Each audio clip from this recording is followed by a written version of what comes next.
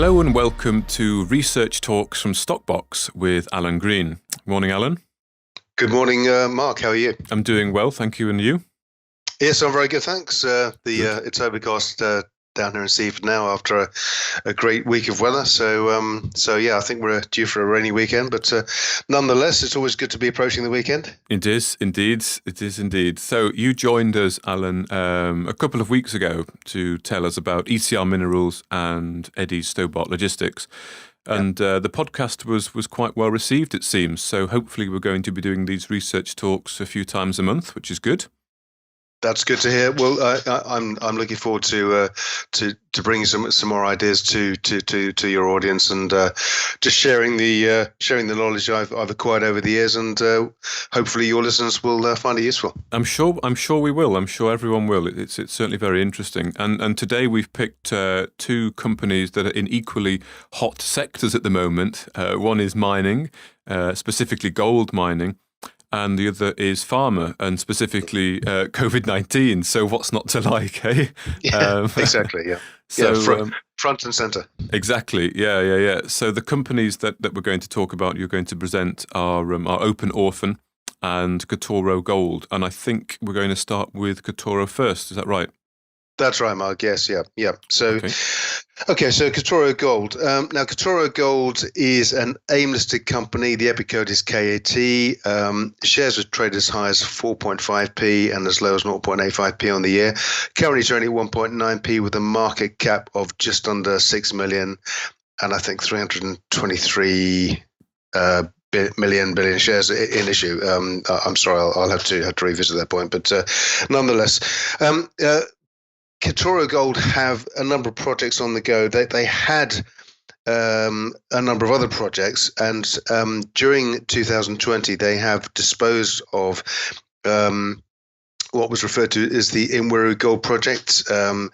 It was sold to Lake Victoria Gold for a staged payment of $1 million and also 1.5% net smelter royalty fee going forward.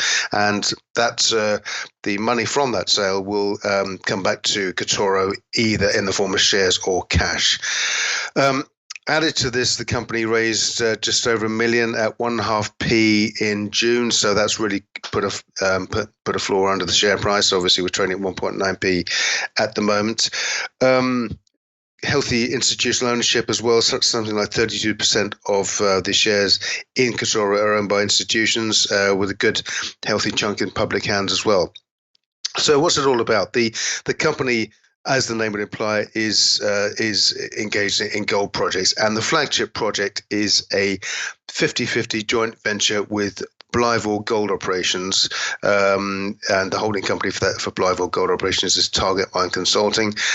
And Blytheville Gold Operations owns 6 gold tailing dams containing a JORC resource. JORC, of course, stands for the Joint Ore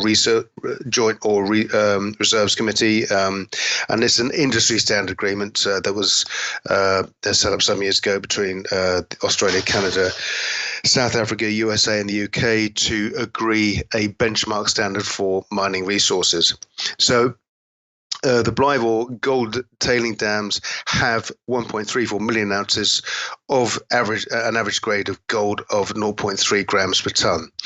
So straight away there, you've got a huge asset plugged into both Blytheville Gold Tailings and Katoro Gold.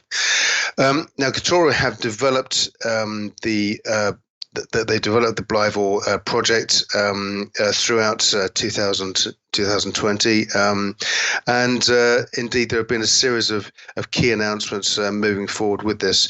I should also say at this point that the board of Katoro are well regarded. Louis Coetzee is the CEO, and he's also the CEO at Kibo Energy, which I've done some work with in the past, and Great Basin Gold. And indeed, his chief ops officer, Louis Scheepers, also worked with Louis at Great Basin Gold too. So there's a long-standing team there with many years of experience. Also, Miles Campion, who's well known around the city too, is on the board. So, okay. So So the Blytheville Tailings Project is targeting an initial production of 250,000 tons a month, ramping up to 500,000 tons of material from tailings in 2 years. Now, once the Blytheville project gets up to 500 tons per month of material tailings processed, that will equate to somewhere in the region of 35,000 ounces of gold per year. Now, you and I were talking, Mark, before we started the podcast about the gold price and how it's just relentlessly progressing, and it's almost in a perfect situation at the moment for valuation going forward. But because of the COVID crisis. And of course, with the COVID crisis has, as we said, wreaked havoc across global economies. It's meant that governments have had to rapidly implement monetary policy to deal with and to resolve the issues that's caused by the isolation. Of course, this involves furloughing, financial assistance for companies. All this has cost a huge amount of money, and essentially the money has had to be printed, for want of a better word, to actually deal with it, which of course has the net effect of devaluation. The currency devalues, and of course, when fiat currency is devaluing, investors turn to hard commodities and assets, tangible assets that they can realize value in, and gold is right at the top of that list. Having said that, of course, other commodities like platinum gold metal, the platinum gold metals group, industrial commodities like iron ore and lithium and so on are also key to this too. And I do believe, and I said this when I spoke about ECR, that the mining sector, or the junior mining sector in particular, is undergoing a sea change at the moment. It has been in the doldrums. In fact, it's undergone a massive period of depression for many years. And I do see now, and there's clear evidence of this, that we are seeing a recovery in the junior mining sector. And of course, ECR Minerals in the Victoria region, we've spoken about that, but this is a key gold tailings project. And as with many of these gold projects that may have lain dormant for years, once the gold price gets to a certain level, the projects then become economically viable again. And of course, this is very much a top front and center of that. So Katoro, the most recent developments at Blytheville, there was a site visit by a team of investors at the start of this month, July, and this formed part of the DFS, Definitive Feasibility Study, whereupon drilling and metallurgy work was undertaken ahead of planning out the gold processing plant. So the team are progressing rapidly.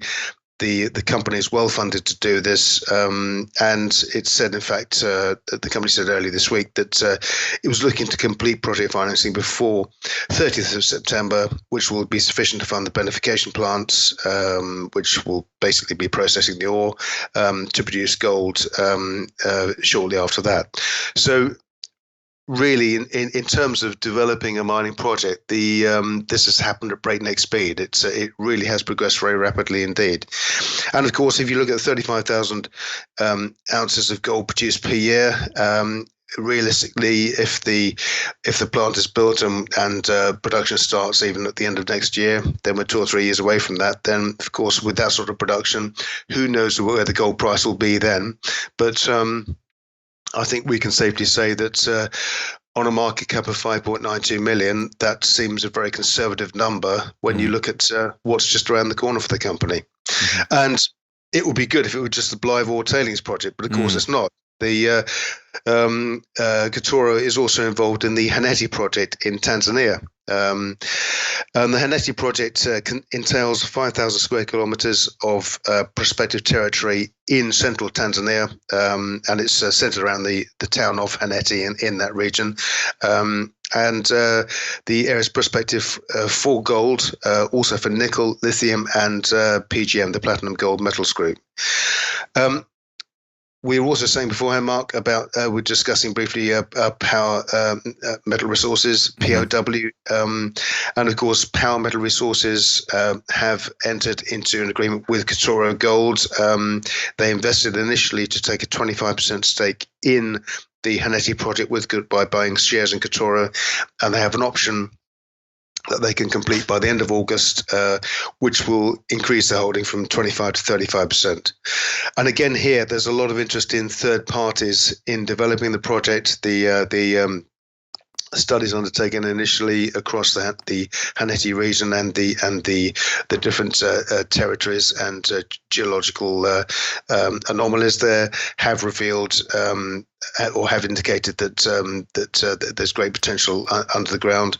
And soil sampling, which was undertaken last year, has also increased the potential strike area from what was initially estimated to be a project of great potential. So there are a number of reasons to look at Katoro, and I think with the market cap cited where it is at present, Blyvor obviously is the key project, but I think Haneti could actually become a much larger and more diverse project longer term, simply because it contains. Well, firstly, it covers a very large area, and secondly, there are all these different. It's a polymetallic project with all these different metal groups there, which also contains gold. So, it's got a very exciting future. But I think also key to this is the pace at which events have developed this year with Blyvor, and I think we're going to see a sustained period of news flow going into quarter three and quarter four this year, and we should see. I believe, a material re-rating before the end of the year. Right, and is it Blyvor that they have all these interested potential parties?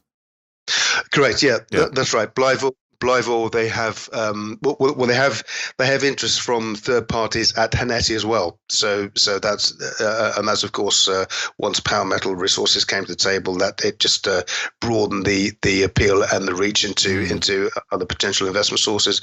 But yes, the site visits, the investment that they've raised already, they've brought a number of investors to the Blyvor site, and there's an awful lot of interest in funding that project and getting it up and running as quickly as possible. So yeah, Louis Curtis done a great job this year, and considering the restrictions imposed by COVID, I think he's done a remarkable job. And what do you make of Louis as a CEO then? I notice he does get a little bit of stick sometimes on some of the boards. What's your opinion of him? Well, I met Louis. I've met Louis on several occasions. I mean, he's just basically. He's a very nice guy, but there's a steely resolve there. I can tell you that. And when he applies himself to something, he makes sure. He'll make sure that the job gets done and done to the best of his ability. And I think a lot of that stick has probably come from developments in Kibo. That given the nature of the Kibo business, it's a much longer term project. But with Katoro Gold, it's a very near term. There's a very near-term win here, I believe, for the group with the Blyvor Tailings project, and that's really confirmed by the investor interest in the project and the fact that they've been able to bring so many people to site and get the project to the stage where they can settle project financing really by the end of next month. So we're probably sort of 6 weeks away from project financing being completed. So that's pretty exciting. That's a very near term. And what do you make of the project financing then? So has it been? It seems to keep getting extended. Is that right? The time when the decision is going to be taken. Well, as with all of these processes, it's never straightforward, and I think the chief or the primary reason for the delays has been COVID, and considering how far the project has come this year, the only restrictions have been getting people to site, and of course the fact that the company raised the money and it raised at 1.5p in June. I think that sent out a very positive signal to the investing community. But there are I have absolutely no doubt at all that the funding will get squared away for the project, and this will be up and running by the end of the year. I mean, there does seem to be a fair bit of confidence, I would say, in Katoro. As you say, they raised at 1.5, but the share price very quickly recovered back up to just below 2p. But it does seem 2p seems to be the sort of psychological barrier at the moment, and perhaps it's just waiting for that catalyst, and particularly in this gold market that we're seeing, and other exploration companies in the area moving. It's perhaps just waiting for that sort of catalyst to kickstart. Well, I think the factors are in place, and of course, until project financing is in place and agreed, that's always going to be a factor that will hold it back. But certainly in terms of potential. If they're producing 500,000 tons of material from the tailings, or processing 500,000 tons per month, that will produce 35,000 ounces of gold per year. You could do the math on that. It's pretty simple. That's going to be a game-changing milestone for the company. And of course, once we get financing in place, it's then a question of getting it built and getting the tailings processed. The definitive feasibility studies also underway too, and of course we already have the JORC estimate for the resource there. So given everything that's happened to date, all the boxes have been ticked, and of course the final tick in the box will come from project financing. So I believe we get to August 31st, the company delivers on the financing, the project financing is in place. They will then work as fast as they possibly can to get it built, get the tailings processed, and away we go. What would be your fair value market cap then? Well, I think we saw what happened to ECR. I mean, ECR, Craig Brown said that, of course, if it were listed on ASX, the company would be trading 4 times the value. Certainly, since we first spoke about it, the company has it's certainly over doubled in value. So I think with Katoro, once that financing is squared away, I think we'll easily see. It's all about, I think, once the financing is in place and they lay down clear markers to get the processing plant built and to get the mine into production, then I think we can see that. Then I think we'll see a rapid ramp up in valuation, probably 3 to 4 times. We could in September and October be seeing a valuation 3 to 4 times where we are now. Okay, great. Okay, good. Well, thank you for that, Alan. So, next company we would like to talk about, moving into the pharmaceutical industry, which again is very hot. I must admit, I'm not a pharma investor myself, never have been, but you can't help but avoid pharma these last few months. It's all over Twitter, it's all the talk. So, Orphan. Tell me about Orphan then. Well, this is a company that I should say at this point, I currently don't own shares in Katoro, but I'm looking. I do actually have a buy order in for some shares. But I do own shares in Orphan, and will continue to do so. Orphan is a company that was set up originally to bring what is a fragmented market for orphan drugs together. And orphan drugs primarily are drugs to treat rare diseases that are expensive to develop, often require government funds to do so, and it's also a very fragmented sector. The executive chairman, Carol Friel, also is one of the industry's good guys, and I speak to Carol regularly, and he is very much the driving force behind Orphan, and he has a clear vision, and he also has a great track record of developing companies and bring them to market. With all companies, I also look at skin in the game too, and he owns nearly 7% of the company. Invesco own nearly 8% of the company, so that should tell you an awful lot about the type of guy he is. They have a great board: Tim Sharpington, the Chief Ops Officer, Leo Tools, CFO, Andrew Catchpole, Chief Scientific Officer, and on the advisory board they have Professor Brendan Barclay and Professor John Oxford. And Professor John Oxford was one of the founders of hVivo, and I'll come on to hVivo in a second. But he's also the go-to guy for the BBC and Sky, and he's been on the BBC and Sky more or less every week, just talking about COVID, talking about virology. He's an author as well. He's published books on virology, which are very much industry bibles in that area, and throughout his history, he's worked on the SARS virus, he's worked on AIDS virus, he's worked on flu virus, and he just has a vast amount of experience. So the team behind Orphan are mightily impressive. The company itself, I should say at this point, the Epicode is ORPH, market cap of 86 million, currently trading at just under 13 pence. Shares are traded as high as 16 pence and as low as 4.5 pence on the year. June last year, Open Orphan was formed through acquiring Venn Life Sciences in a reverse takeover. I'll go on to what Venn does in a minute. January this year, it completed a merger with hVivo, and hVivo, of course, has been a key part of developing the COVID clear test and the treatment for COVID. But also, its quarantine rooms have been featured in the press, on TV, on many occasions throughout the crisis, as the key centre for where the testing for COVID and looking to establish a vaccine for COVID. It's all been taking place at the hVivo Quarantine Centre at Queen Mary's Hospital in East London.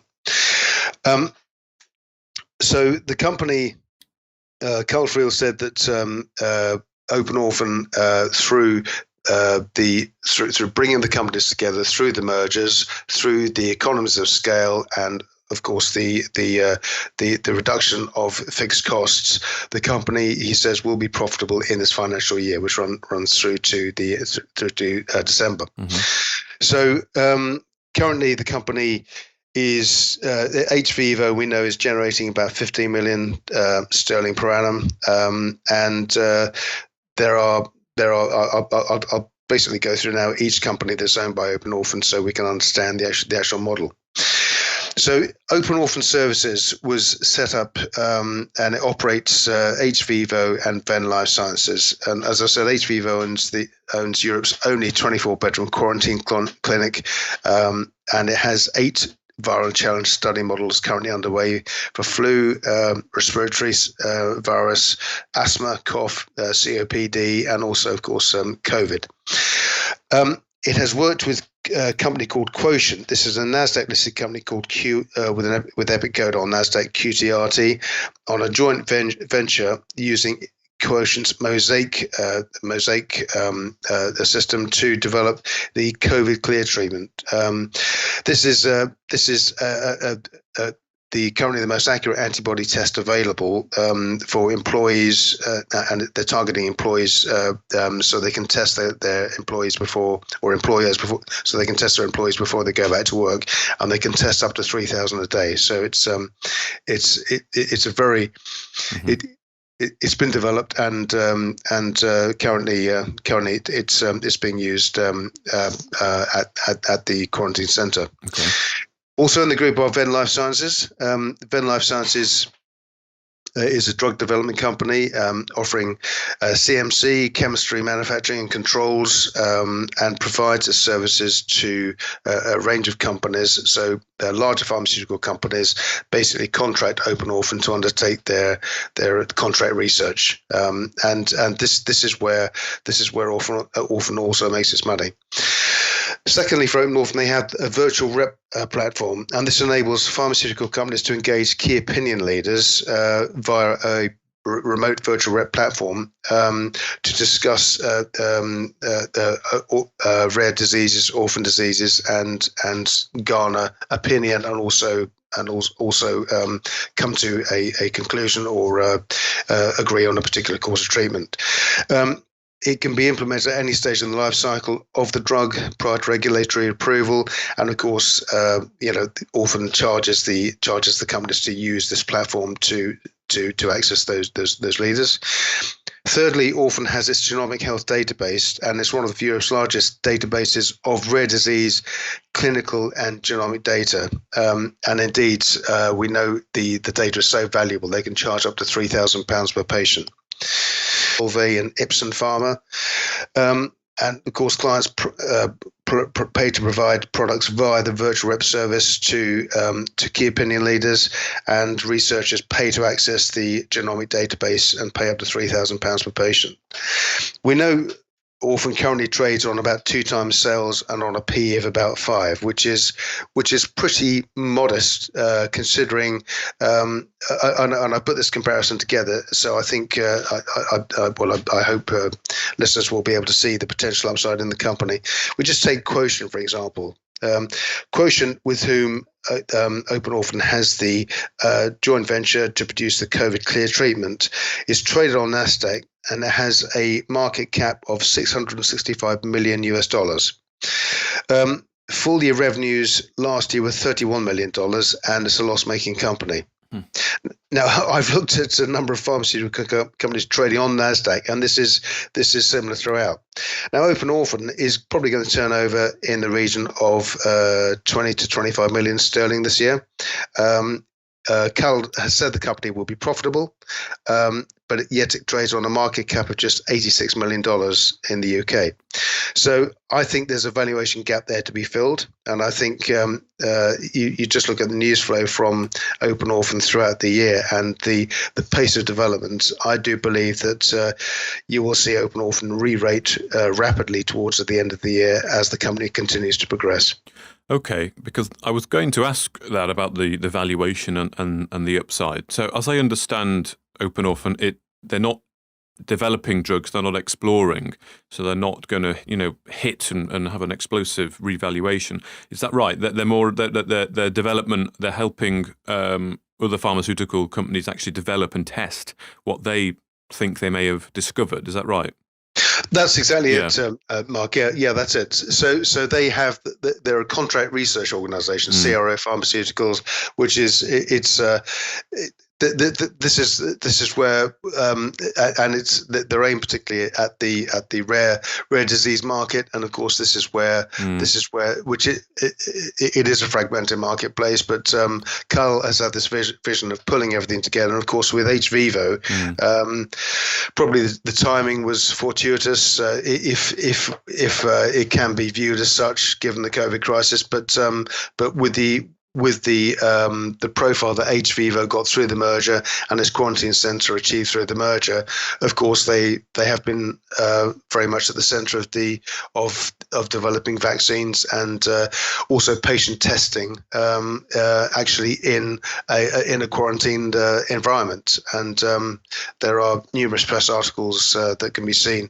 In fact, if you go to the Novus Comms website, you'll find look at the Open Orphan page. You'll find all of those press articles listed there, so you can get some idea of the profile the group has. So yeah, there will be a consequential increase in revenues for this year, and as I say, Carl Friel owns nearly 7% of the company, and he's driving this. It's I've never seen somebody work as hard as he does. I mean, he's when he's not on the road actually presenting the company, he's actually online, presenting online and talking to investors and talking to prospective new clients. So he's an absolute tour de force, and I think many companies offer a great service out there, and often the difference just comes down to how energetic the CEO or the chairman is, and how well regarded they are in the industry. And I think Carl Friel is a massive factor in Open Orphan being a success going forward. And and with it being a service provider, in terms of the revenue, then you say it's going to increase this year. How what's the growth story? What's the upside? Is it going to be perhaps more organic and revenue driven rather than sort of a material re-rating? Well, they are in they've also undertaken a series of acquisitions too. The company has announced a couple of weeks ago it was had an option to acquire a chim agent, and this is. The chim agent are a designer, manufacturer, and tester of challenge agents to use in challenge studies. So challenge studies basically are in simple layman's terms, if a drug is being developed, they need to produce, they need to challenge the efficacy of that drug at various stages during its development, and the challenge agents are those testers, if you like. So this company are specialists in producing those, and the company Open Orphan now has an option to acquire. So as the company goes forward, it is highly acquisitive. It has something like 5 million cash, I think, net cash at present. So it's making acquisitions going forward using its cash war chest, and of course. If there's another company out there which Cal feels will bring value that's too big, they'll probably undertake another merger and progress that way. So it's. It seems to me that it perhaps is if someone wants to invest in pharma, it's perhaps a good entry that's definitely a lot less risky than a development or an exploratory pharma company. Very much so. I think as with any company that's engaged in exploration of any type, and this applies to mining companies too. The spread of risk is key. So if we spoke about Katoro Gold, and of course we had the Blytheville Tailings project and the Haneti project. So there's a good spread of risk there, and I think this also applies to Open Orphan. They have. They have applications and are engaged in many different fields in the pharmaceutical development. That's both developing drugs, developing vaccines, and also testing and research as well. So it's a very rounded, diverse offering, and as such, that as an investment proposition, that hugely induces or reduces the risk in the company going forward. And I think if you look at the share price performance, it's been a gradual climb and a gradual gain over the year. And I think this will continue to we'll see the share price continue to progress in the same way. Yeah. Okay. Good. And I was doing some research. They're in quite a lot of different areas, aren't they? They're looking at in Zika vaccine and malaria vaccine. These are really horrible diseases around the world that they're involved with hopefully the development of a vaccination for it, and of course COVID as well. Very, very much in everyone's mind right now. It's still a fear factor around it, I think, particularly when you start hearing things like a second spike or second peak on the way, perhaps. And the COVID clear testing, that's ready to go now, is it? That's already underway. Yes, that's already up and running, and tests are already being undertaken. But you're absolutely right, Mark. You mentioned the other diseases. They've also developed a universal flu vaccine too, of course, flu is that there are so many different mutations and permutations of flu, and of course, as you'll know, if you say to your wife, "I've got flu," she'll say, "Don't be ridiculous. It's a common cold. You're still walking around." But a universal flu vaccine would be really something, and they've developed this, and they're very close to. This is very close to the final phase of testing. So again, it's such a broad spread of operations, a diverse spread of operations, headed up by an ebullient, mercurial chairman and CEO who owns only 7% of the company. And I see, I only see this going one way. Great, and the flu thing is amazing. I was reading just this morning on the headline news that most people in England are going to be offered the flu vaccine. So 30 million people, including everyone over 50, will be able to have a free flu. I mean, significant, isn't it? That it is, yeah. It's huge, but I think also ironically, one of the byproducts of the COVID crisis is that due to the hand sanitizer program, due to the social distancing, the incidence of flu have dropped dramatically. Because of course that's how it's normally transmitted. Yeah. So of course that's one of the positive byproducts of the lockdown that we've had to endure during COVID. But certainly the flu vaccine is going to be a key part of Orphan's development going forward. Great. So you're bullish on Open Orphan. Got a valuation in mind? Well, I'll go back to Quotient again. Quotient are in a similar field. Mm-hmm. On Nasdaq, they have a valuation of $665 million US. Revenues slightly ahead of Orphan, but they are loss-making. So, on that basis, I would say we have a valuation. We've got a value, but I think this will need to be ratified once the numbers are out, and obviously once Cal delivers a profitable year for the company. I think we could see the company valuation increase 2 or 3 times. So we could be looking at valuation potentially up to 45-50p by the end of the year. Well, okay, good. Well, thank you very much, Alan, for coming on and sharing that with us today. Thank you, Mark. Good to be here. Yep, and we'll talk again soon, I'm sure. Indeed. Thank you, Alan. Bye-bye. Thanks. Bye.